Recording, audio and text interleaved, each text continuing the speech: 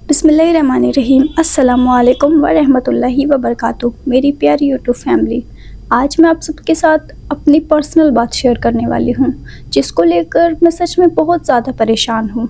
अब जैसे कि जो मेरे साथ नए जुड़ने वाले व्यूवर्स हैं, सब्सक्राइबर्स हैं, उन्होंने मुझसे कुछ सवाल भी पूछे हैं, जैसे कि आपने इस्लाम क्यों कबूल किया, या फिर आपने इस्लाम रिलीजन को ही क्यों चूज़ किया।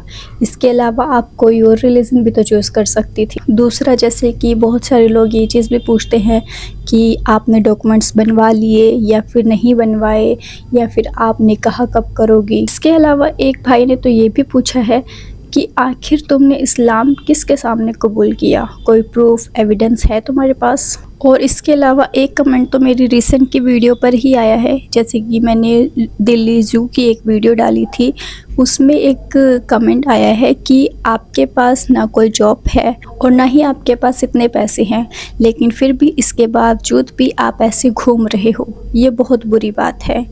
तो मतलब एक एक करके मैं सारे कमेंट्स का जवाब देना चाहूँगी, क्योंकि सच में मैं इन सारे कमेंट्स को लेकर बहुत ज़्यादा डिस्टर्ब हूँ, माइंड से बहुत ज़्यादा परेशान हूँ। क्योंकि आप सब जानते हैं मेरी वीडियोस पे जितने भी कमेंट आते हैं, मैं उन सब का रिप्लाई कमेंट बॉक्स में ही करने की ज़्यादातर कोशिश करती हूँ, लेकिन फिर जो कमेंट्स बार बार मेरे माइंड में घूमते रहते हैं, तो सच में उन चीज़ों को लेकर मैं माइंड से बहुत ज़्यादा अट्रैक्ट हो जाती हूँ, जिसकी वजह से मेरा किसी और चीज़ में भी काम में मन नहीं लगता। इसीलिए आज मैं ये बात आप सबसे भी शेयर कर रही हूँ, ताकि आप सब मेरी सिचुएशन को समझो और मुझे सही गाइड कर सको कि आखिर क्या मैं कुछ गलत तो नहीं कर रही, या फिर मेरा ऐसा करना आपको सही लग रहा है, या आपको भी मैं गलत लग रही हूँ। सबसे पहले तो जैसे कि ये कमेंट अक्सर लोग करते हैं कि आपने इस्लाम क्यों कबूल किया है, और बहुत सारे लोग तो इस बात पर ही विश्वास नहीं करते हैं कि मैं पहले नॉन मुस्लिम थी, क्योंकि मैंने जिस तरह से जितनी जल्दी हो सके इस्लाम के बताए रास्ते पर चलने की कोशिश मैं इंशाल्लाह करती रहती हूँ। तो उस चीज़ को देखकर भी बहुत सारे लोगों के मन में ये चीज़ आती है कि हाँ, ये तो लगता ही नहीं है कि ये नॉन मुस्लिम थे। लेकिन वो तो मेरे अल्लाह का शुक्र है कि मैंने इस चैनल पर अपने घर की वीडियोस भी बना रखी थी जब मैं अपने घर पर रहती थी। तो वो मेरे पास एक प्रूफ है कि हाँ, मेरा घर पहले कैसे था, मैं कैसे वीडियोस बनाती थी अपने घर में रहकर, और मैंने जो वीडियोस डाली थी कि हाँ, मेरी फैमिली हिंदू है और मैं इस्लाम को मानती हूँ, तो उसमें मैंने आप सबको सारी चीज़ें दिखाई थी कि वहाँ पर मेरी फैमिली में कौन कौन थे, कैसे मूर्तियाँ रखी हुई थी, फ़ोटोज़ वगैरह अलग अलग भगवानों की, उन सबको पूजा भी करते थे।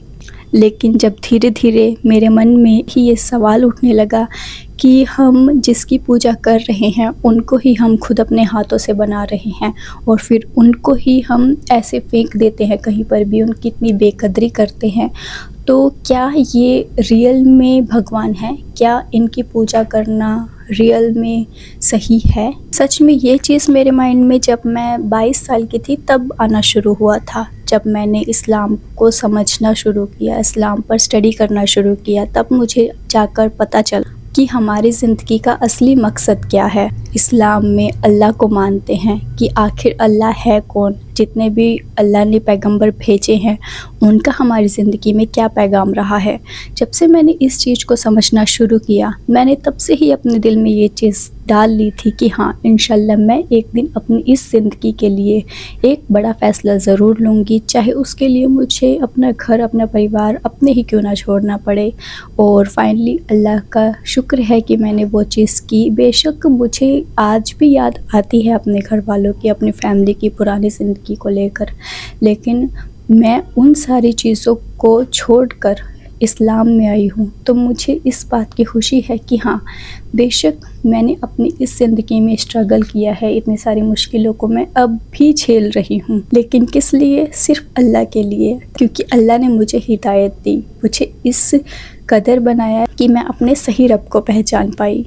और सच में जब से मैंने कुरान शरीफ को तर्जुमे के साथ पढ़ना शुरू किया है, जब से मैंने नमाज पढ़ना शुरू किया है, तब से तो मेरे दिल में एक अलग ही सुकून है। और ज़िंदगी में इसी सुकून ने मुझे सिखाया है कि हाँ, अल्लाह एक है और इस्लाम ही वो इकलौता मजहब है जिसमें इंसान को सही राह और सुकून मिलता है। इसके अलावा जैसे कि अगला कमेंट मुझसे किया गया है, और ये सच में बहुत सारे लोगों ने किया है। Give the evidence of the person before you accept Islam. उस इंसान का प्रूफ दो जिसके सामने मैंने इस्लाम कबूल किया। तो अब जैसे कि मेरे पास कोई एविडेंस नहीं है सच में, लेकिन मैं अब पूरी कोशिश कर रही हूँ अपने लीगल तरीके से डॉक्यूमेंट्स बनवाने की। इंशाल्लाह बन जाएंगे वो भी बहुत जल्द।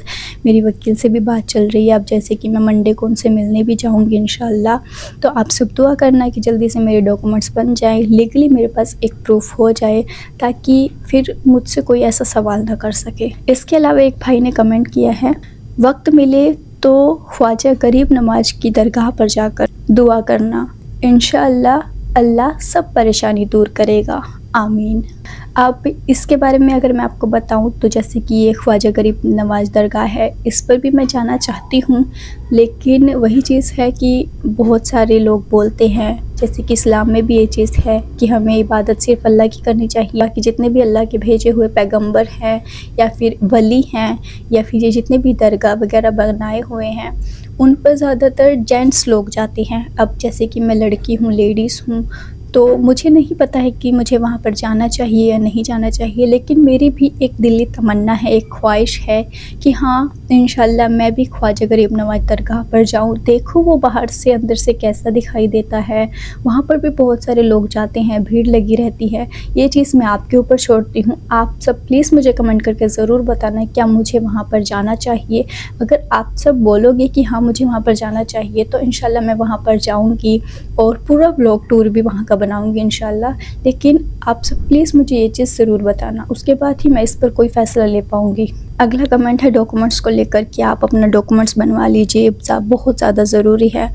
तो मैं बता चुकी हूँ कि हाँ मैं डॉक्यूमेंट्स बनवाने की पूरी कोशिश कर रही हूँ। इंशाल्लाह आप सब दुआ करना कि मेरा काम जल्दी से हो जाए, और मुझे आप सबकी मदद की ज़रूरत भी पड़ सकती है। मैं ये चीज़ आपको बता रही हूँ, मुझे सच में आप सबकी मदद की ज़रूरत पड़ सकती है थोड़ी फाइनेंशली, क्योंकि जैसे कि जो वकील हैं उनसे मेरी बात चल रही है, उन्होंने टोटल 20,000 रुपये ख़र्चा बताया हुआ है। अभी मैं जैसे कि मंडे को उनसे मिलने जाऊँगी उनके वहाँ ऑफ़िस में, तो वहाँ पर जाकर देखते हैं क्या चीज़ वो बोलते हैं।